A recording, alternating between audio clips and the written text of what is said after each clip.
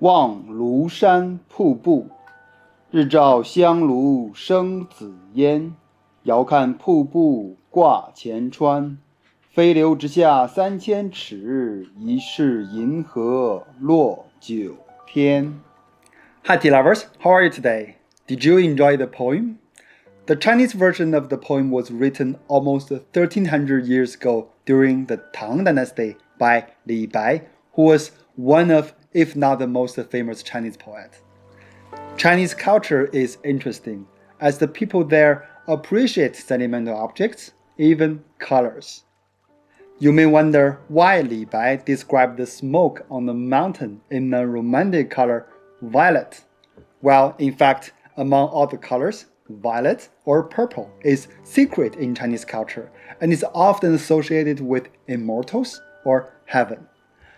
Another common saying is 紫气东来, which means a purple breeze is coming from the east, which has become a popular phrase in Chinese to describe a good omen. Today we are going to enjoy this purple color in the form of teaware. Purple clay is 紫砂 in Chinese. Well, in case you are new to my channel, my name is Edward. I am a certified Chinese tea reviewing specialist. I'm also a curious winemaking student. This channel is where I share my passion. Now let's begin. 紫砂101 or the purple clay 101.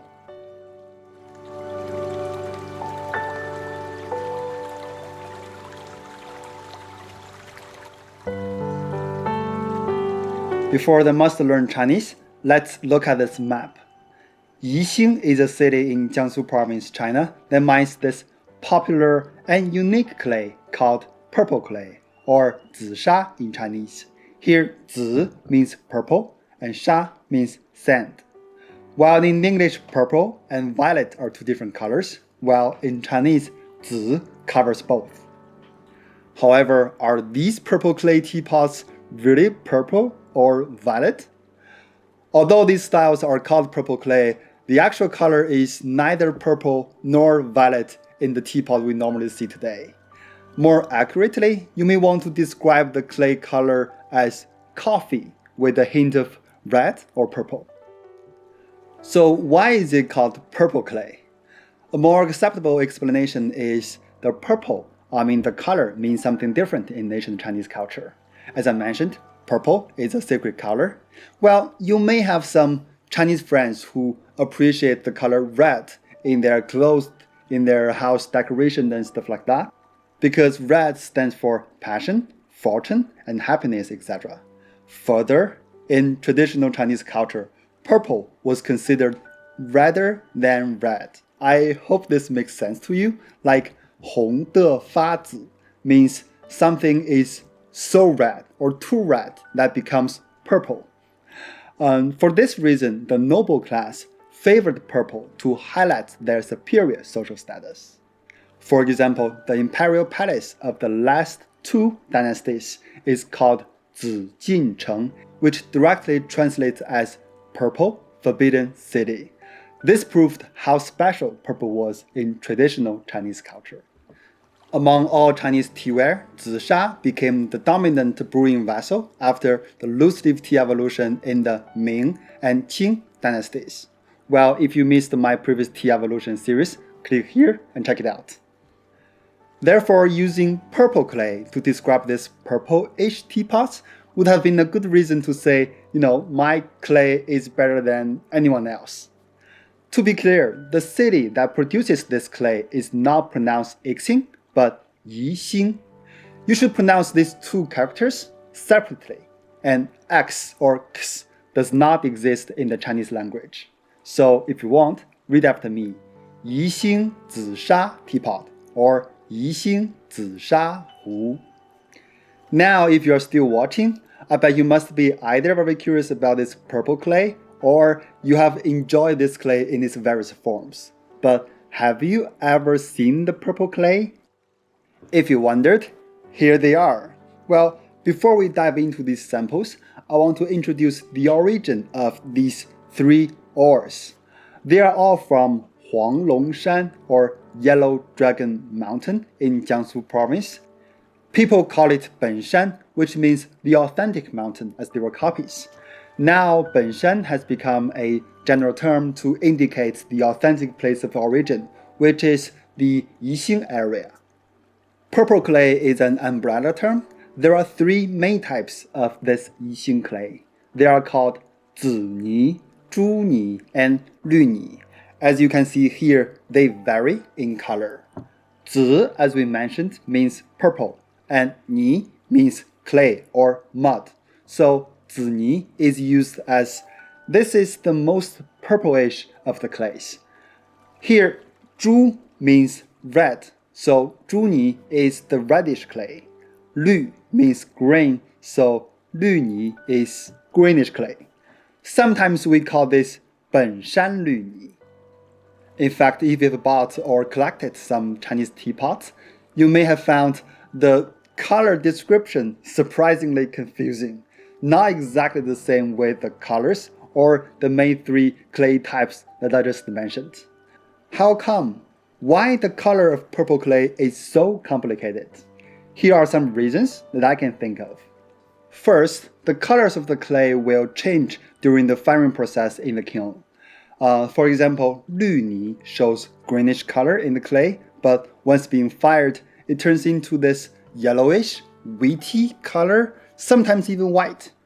However, people get used to naming the product after the clay's type, the raw material, instead of finished color. So we still call this yellow colored teapot purple clay, subcategory green clay. It's getting worse, eh? Again, purple clay is an umbrella term. It doesn't mean anything in color. The final color can vary. The second reason is multiple clays, more than one out of the three main types from Yixing, are often mixed to change the final physical feature, tasted impulse of the tea, or to create a specific color that the potter wanted. Although 绿泥, the greenish, is one of the three basic types, but it's very rare to use on its own.